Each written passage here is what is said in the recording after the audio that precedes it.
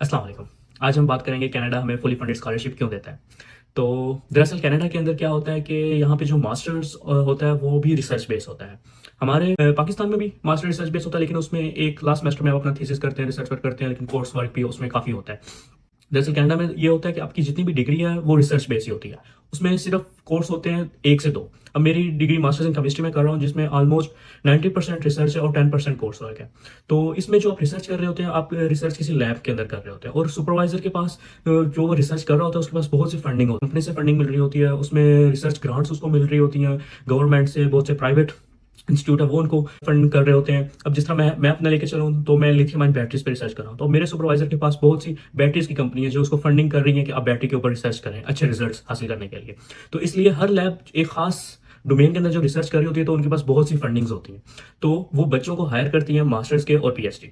तो कनाडा में all over the जितने भी पब्लिक यूनिवर्सिटीज हैं उनके पास उनको प्रोफेसर्स को मास्टर और पीएचडी के बच्चे चाहिए होते हैं। तो आप उनको प्रोफेसर्स को ईमेल करते हैं, एक्सेप्टेंस लेटर उनसे लेते हैं, और अब जब आप आके यहाँ पे अपना जर्नी स्टार्ट करते हैं मास्टर का या पीएचडी का, आपकी सारी ट्यूशन फीस भी वेव मिलती है और उसके साथ साथ आपको स्टाइपेंड भी मिलता है।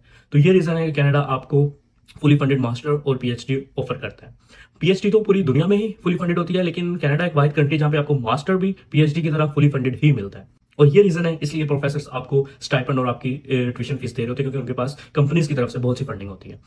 तो आप भी अपना मास्टर या पीएचडी कनाडा से फुली फंडेड स्कॉलरशिप पे कर सकते हैं। आपने भी प्रोफेसर को अप्रोच करना है, ईमेल सेंड करनी है और अपना एक्सेप्टेंस लेटर लेके यहाँ